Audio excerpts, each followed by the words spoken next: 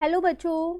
आज मैं आप लोगों को क्लास 10th का जो डीओई की तरफ से आपको एनुअल एग्जामिनेशन का प्रैक्टिस पेपर मिला है ना, तो उसी के ही क्वेश्चंस आज मैं आपको करवाने वाली हूँ। जैसे कि आपको पता है कि मैथ्स का पेपर आपके पास दोनों मीडियम में, इंग्लिश और हिंदी में। तो आज हम हिंदी मीडियम में इसकी केस स्टडी के क्वेश्चंस करेंगे। बाकी के जो ऊपर के क्वेश्चंस हैं वो चैनल पे अपलोड है हिंदी मीडियम में, और इंग्लिश मीडियम में भी अपलोड है, आप वहाँ से कर सकते हैं। सेपरेट एक प्लेलिस्ट बनी हुई है इसकी, ठीक है। चलिए शुरू करते हैं, देखते हैं आज हम यहाँ पर कौन सा क्वेश्चन करने वाले हैं। तो क्वेश्चन नंबर 36 जो है हमारा केस स्टडी का क्वेश्चन है, सेक्शन ई का, उसको आज हम करने वाले हैं। आपसे क्या कह रहे हैं यहाँ पर, पहले रीड कर लेते हैं, उसके बाद इसको सॉल्व करते हैं। कह रहे हैं अमित के पिता अपनी छत पर कुछ निर्माण कार्य की योजना बना रहे हैं। उन्होंने 360 ईंटों का क्या दिया है, यहाँ पर ऑर्डर दिया है, ठीक है। और पूर्तिकर्ता को ईंट को इस तरह रखने का निर्देश दिया है कि नीचे की पंक्ति में 30 ईंट हो और अगली पंक्ति में उससे एक कम हो। देखो यहाँ पर अमित के पिता हैं, वो ना छत पे कंस्ट्रक्शन का जो काम होता है ना वो कराने वाले हैं। तो वो 360 ईंट लेके आए हैं, उसका ऑर्डर दिया है।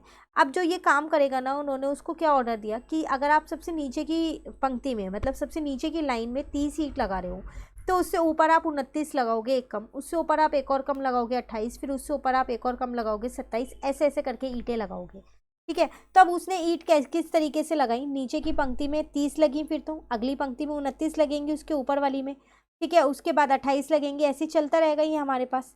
अब आपसे इससे रिलेटेड क्वेश्चन क्या पूछे गए हैं, वो ये पूछे गए हैं, कह रहे किस पंक्ति में 26 ईंट है। अब वो पंक्ति मतलब वो एन आपको निकालना है ना। तो अगर हम यहाँ पर देखें तो ए एन वाला सूत्र हमारे पास क्या होता है, वो होता है हमारे पास a plus N minus 1d। अब ए एन है मेरे पास 26, क्योंकि एन तो मुझे निकालना है ना, पंक्ति मतलब एन निकालना है। ए मेरे पास 30 है, एन माइनस 1, डी मेरे पास -1 है। क्यों? क्योंकि ये देखो ना कम होती जा रही है ना। अगर मैं अपनी एपी यहाँ लिखूँ 30, 29, 28 ऐसी तो लगी है, वो ईट है 27, तो डी -1 हो गया। अब ये आ गया 26 माइनस का 30 अपॉन में आ गया -1 बराबर में आ गया n-1, तो -4 अपॉन में -1 यहाँ आ गया n-1, ये तो कट गया। तो 4 ये इधर माइनस का था, इधर प्लस का हो गया, n आ गया आपके पास यहाँ से 5। इसका मतलब किस पंक्ति में, पांचवी पंक्ति में। तो लिख देना पांचवी पंक्ति में 26 ईंट है, ठीक है। फिर नेक्स्ट में आपसे क्या कह रहा है, 10वीं पंक्ति में कितनी ईंट है, मतलब इस बार पंक्ति दे रखी है और ईंट बतानी है। तो A10 हमारे को निकालना है, मतलब यहाँ पर तो वो मेरे पास होता है a प्लस का 9d। ए मेरे पास है 30 प्लस 9d मेरे पास है माइनस का 1, तो वो हो जाएगा 30 माइनस का 9, तो कितना आ जाएगा यहाँ पर 21। इसका मतलब 10वीं पंक्ति में कितनी ईंट है, 21 ईंट है।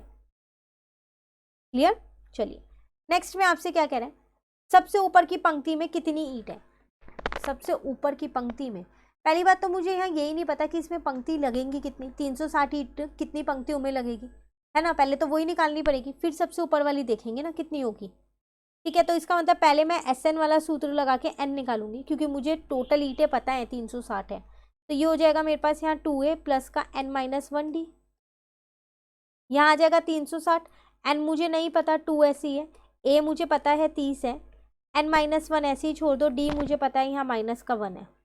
ये 2 इधर आ गया तो 720 हो गया, ये n हो गया यहाँ, तो ये आपके पास कितना हो जाएगा 60, यहाँ आ जाएगा माइनस का n प्लस का 1, तो 720 बराबर में ये हो जाएगा मेरे पास 61 माइनस का n। तो यहाँ से मेरे पास एक द्विघात समीकरण बन रही है, 61n माइनस का n स्क्वायर, तो ये आ जाएगा n स्क्वायर माइनस का 61n प्लस का 720 बराबर में 0।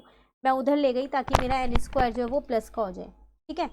अब यहाँ बीच वाले नंबर को दो भागों में तोड़ दो, तो 61 चाहिए और मल्टीप्लाई करके क्या चाहिए, 720 चाहिए, यही चाहिए ना। तो कैसे करेंगे, अब कौन से दो नंबर लें, तो 45 और 16 ले लो, क्योंकि अगर आप 45 में 16 प्लस करोगे तो 61 भी आएगा, मल्टीप्लाई करके 720 भी आ जाएगा, ठीक है। इन दोनों का जोड़ा, इन दोनों का जोड़ा, n उभयनिष्ठ किया तो n माइनस का 45 हो गया, 16 उभयनिष्ठ किया तो n माइनस का 45 हो गया। यहाँ से एक आ गया n माइनस 45 और यहाँ पर से एक आ गया n माइनस का 16। n के दो मान निकल गए, एक 16 आ गया और एक 45 आ गया। देखो अगर आप n 45 लेते हो तो 360 ईंटें के लिए 45 रो, वैसे भी देख के पता चला इतनी सारी रो में तो नहीं आएंगी 360, उससे पहले ही ख़त्म हो जाएंगी। पर फिर भी अगर आप यहाँ पर देखें, अपना A45 देखें, तो वो आपके पास a प्लस का 44d होगा, है ना। तो ये हो जाएगा 30 प्लस 44d है मेरे पास -1, तो ये आ जाएगा 30 माइनस 44, माइनस में आ रहा है क्या? माइनस में ईंटें लग सकती हैं क्या? नहीं लग सकती ना, तो इसका मतलब 45 नहीं है, ये मेरे लिए नॉट पॉसिबल है। तो n मेरा आ जाएगा 16। अब मुझे बताना था सबसे ऊपर वाली में पंक्ति में कितनी ईंटें हैं। तो A16 क्या हो जाएगा मेरे पास? वो हो जाएगा A प्लस का 15D, क्योंकि 16 पंक्तियाँ ये मुझे अब पता चल गया है। तो 16वीं पंक्ति में कितनी लगेगी? तो A मेरे पास है 30, तो मैंने यहाँ 30 ले लिया, प्लस 15D मेरे पास है यहाँ -1, तो ये हो जाएगा 30 माइनस का 15, तो कितना आ जाएगा 15। इसका मतलब सबसे ऊपर वाली पंक्ति में मेरे पास कितनी ईंटें हैं? 15 ईंटें हैं।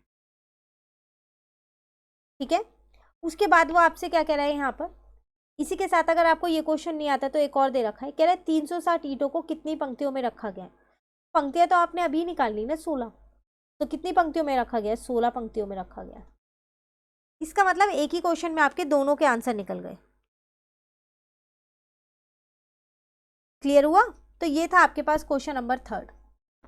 तो आज हम एक ही केस स्टडीज़ की करेंगे, तीन केस स्टडी हैं इस पेपर में, तीनों ही बहुत इंपॉर्टेंट है। एक एक करके समझाऊंगी ताकि आपको अच्छे से क्लियर हो जाए। इस केस स्टडी में कहीं पर भी दिक्कत लगे तो पूछना ज़रूर, नेक्स्ट क्लास में करेंगे।